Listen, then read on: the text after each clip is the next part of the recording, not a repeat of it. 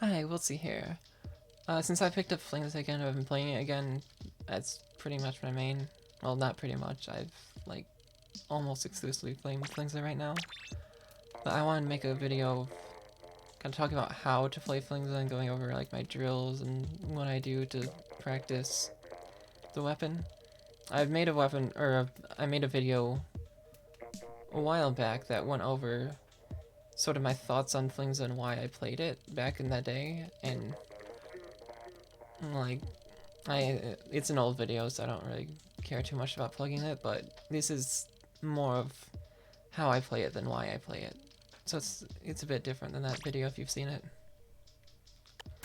So I'm just gonna go into drills first of all. When it comes to practicing drills or practicing aim, I pretty much just focused on verticals. So that's kind of the hard part of the weapon. Horizontals, you do have to have somewhat aim. Like it's pretty lenient, but at the same time, like if you hit too far to the side, it's not gonna kill. But I don't think you really need to practice horizontals. That's more just something that you get used to. The only thing worth noting is just making sure you understand the range of the horizontals. But verticals, it's just sort of what I usually do on the right side is I'll start aiming towards the middle, or just aiming wherever, and then I'll aim while I'm flinging. Because that's pretty much what I do in the game. Like, if you just start aiming at something, of course you're gonna hit it. The thing you need to practice is just looking over to someone and getting the timing down on that, and just getting the aim down for the verticals. When it's farther away, you generally want to aim the, you just want to aim the arrows at them, so you know. That's why it might look like I'm aiming down a lot.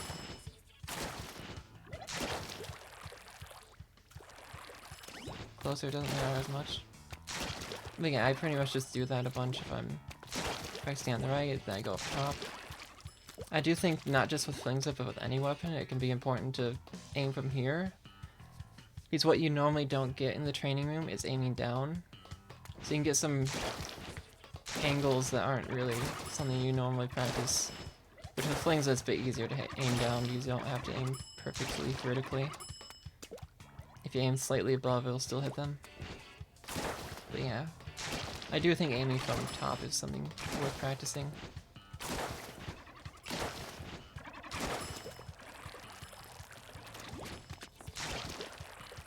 Then on the left is kind of the more interesting drill, I guess. Drills aren't the most interesting in general, but this is more interesting. What I do is I kind of pick an order and do these 3 drummies in just a random order. Like for instance, I could do front, middle, back. The front ones within 1-shot range, the middle ones within 2-shot range, the back ones within 3 shots. So I'll always hit the first one with 1 shot, the middle one with 2 shots, and the back one with 3 shots. If I miss a shot, I just keep going and pretend I did. It just saves time. This, for one, it gets you used to the range. If you're more new to the weapon, you can kind of get used to the range of the 1 shots, the 2 shots, and the 3 shots. But it also helps with the shot leading. Because the close target, you pretty much just hit them dead on. The longer target, you have to aim ahead.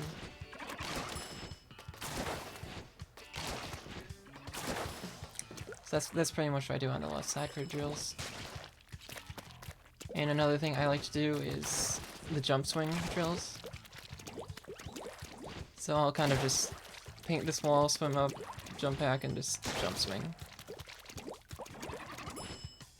And again, like on the right side, I like to start the swing, aiming somewhere else, and then flick over.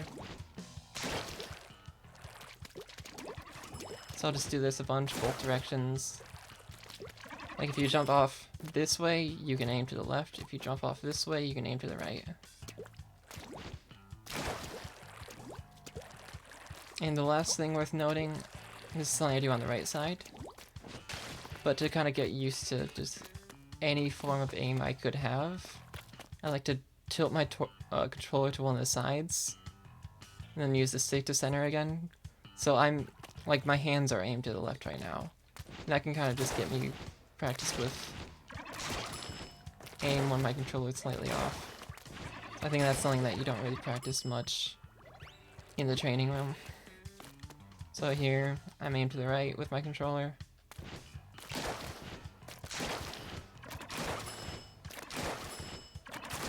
And that's just like a small little thing that doesn't matter all that much, but you might as well.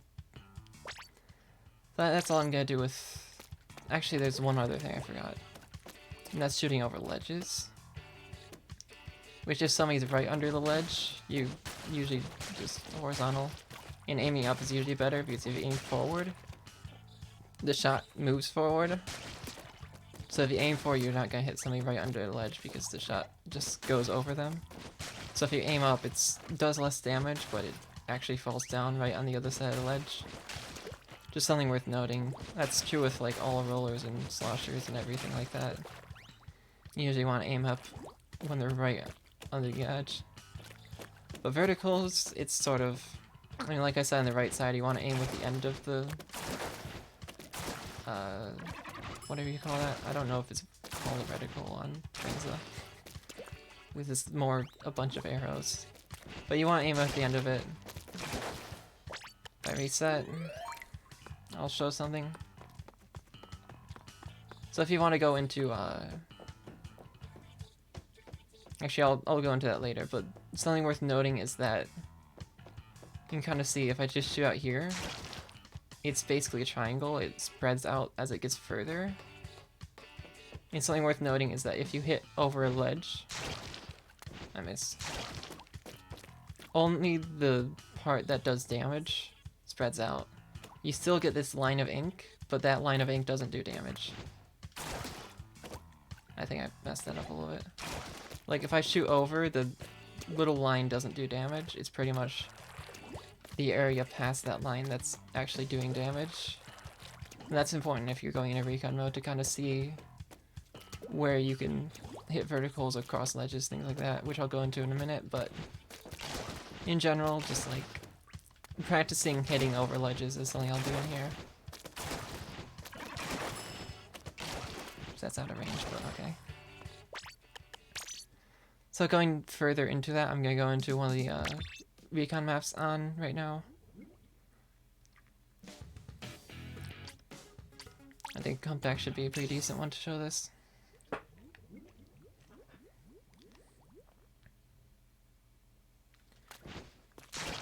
Okay, so I'm gonna go over to the right on this hump and kind of see, like, if I hit like this, you can actually see where, like, about there is where it starts doing damage. So if you want to go into recon mode and practice hitting shots over ledges on specific maps, that's kind of the way to gauge whether or not you would hit somebody there.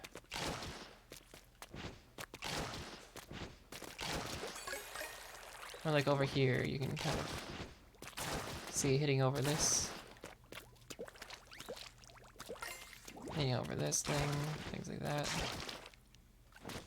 Of course, a wall like this, you're going horizontal, but yeah.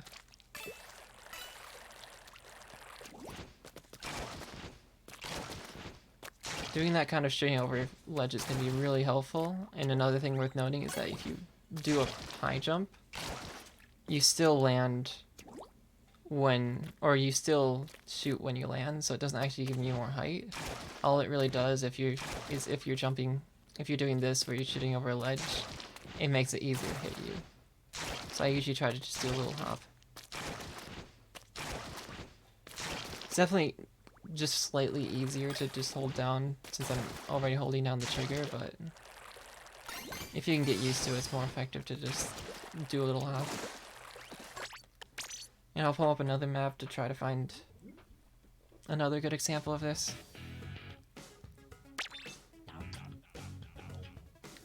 Actually, Prana should be a good one for that.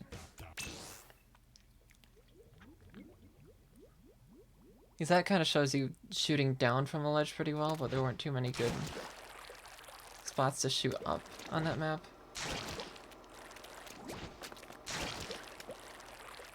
But this is kind of an area where, like, you can shoot up onto the ledge. You can kind of see there's a lot of area where you're not going to hit them because it's interacting with the ledge. So when doing verticals over a ledge, if they're closer, you can usually hit them, but if they're further away, you have to back up further. And if they're closer, you're usually better just doing this.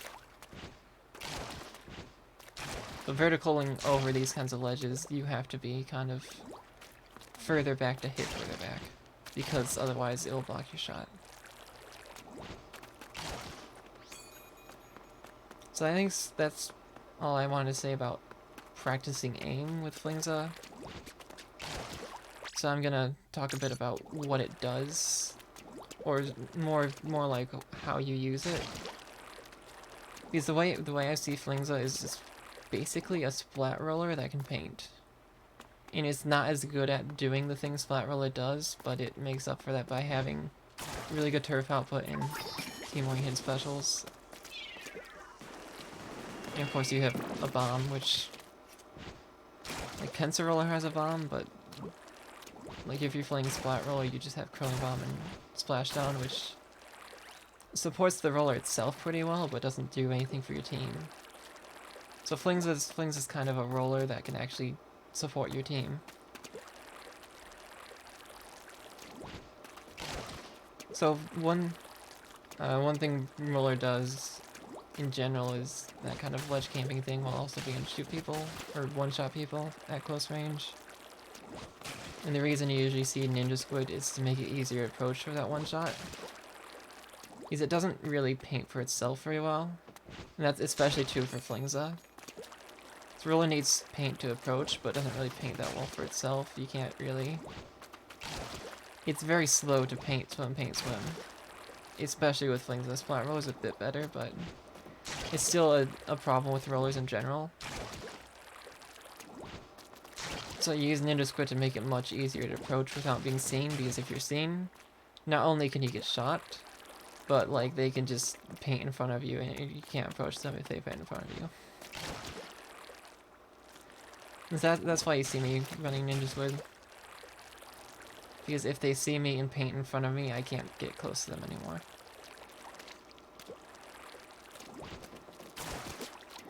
But that is something worth noting with Flingza. It does approach like Splat Roller, and horizontals are almost the same as Flat Roller. There's small differences, but it's almost exactly the same. The verticals do make a difference, because it's harder to get out of situations. You can push up with Splat Roller if there's paint, but once they see you, if there's not already an escape route for you, it takes a long time to paint that trail to get out. And so Splat Roller, you have Curling Bomb, and you also have a faster vertical. So with Flingza, you just have to be a bit more careful about getting out of situations, and that's something I personally need to work on as well. Because it just doesn't have as easy of a time getting out of bad situations as Splat Roller does. And of course the thing you trade off in order to have, or the thing you gain from trading off that aspect of it is, I mean, you can probably see on the map, it paints really well. Because not only does it paint a lot, but it paints pretty far. So it kind of creates this interesting dynamic where Flingza doesn't really paint for itself very well, but paints for the team a ton. So you do have to be pretty careful about how and when you commit in, but when you don't commit in, you do a lot. You can paint, you do chip damage from distance, you have special that's helpful to your team, missiles, or Vanilla has Bomb Rush, which is also helpful. It's kind of hard to justify using Vanilla because it also has a Splash Wall. And Splash Wall isn't the worst thing on Flingza, but it's very hard to justify over just a Suction Bomb. So, I'm gonna go back so I can get an empty map again. But the main thing about Flingza is you want to make the most out of those verticals.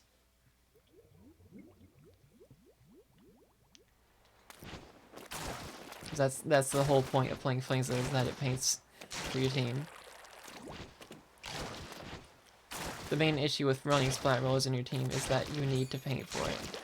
And Flingza allows you to play basically what's a worse roller that you don't need to paint for. So I'm, like, you can see me, I'm painting a lot without committing in. Like, I can just paint a ton, and then once we have control of an area, I can push up and do horizontals, do things over ledges.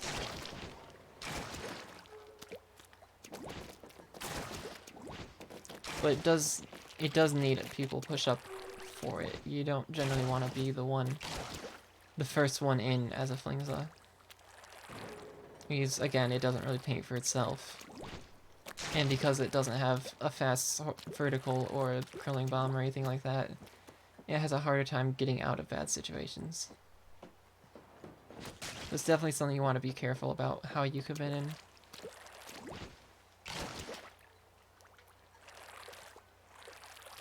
That's more or less what I had to say with this video.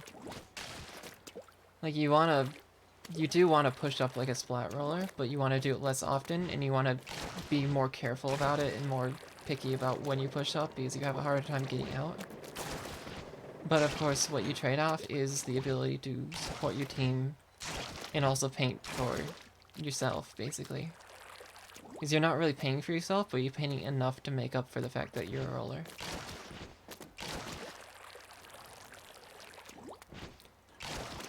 And the reason, if you know my team, we have a Tetra player, so the reason I play Flingza and not Splat Roller is because we have a Tetra player. And Tetras are the kind of weapon you usually want to paint for. So, like, if we didn't have a Tetra, I might be playing Splat Roller or Carbon or something like that, but because we have a Tetra, I want something that can actually support them. And of course, Dynamo can do that as well, but Dynamo doesn't really push up as much. It's more about controlling an area. So it's like, we want something that supports the Tetra, but we also want something that pushes up. And as somebody who's kind of like a roller splatling player, it's kind of like, what do I play in that kind of comp? So that's where Flingza came from for me.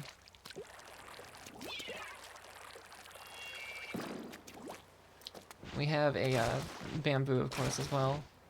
And the reason I'm not playing Dynamo is because we have a bamboo and Tetra.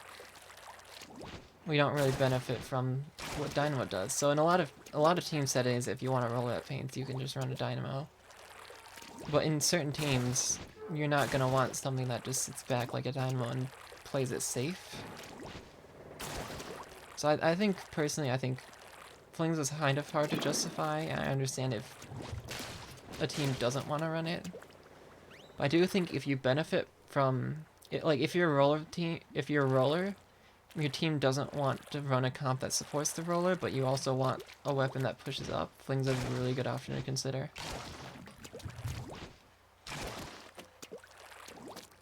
And with that, I'm going to be done with this video. I'm probably going to do another video, a similar video, going over my drills and what I do with it for Heavy at some point, probably later this week, so if you're interested in that, I'll be making that video as well. See you guys then.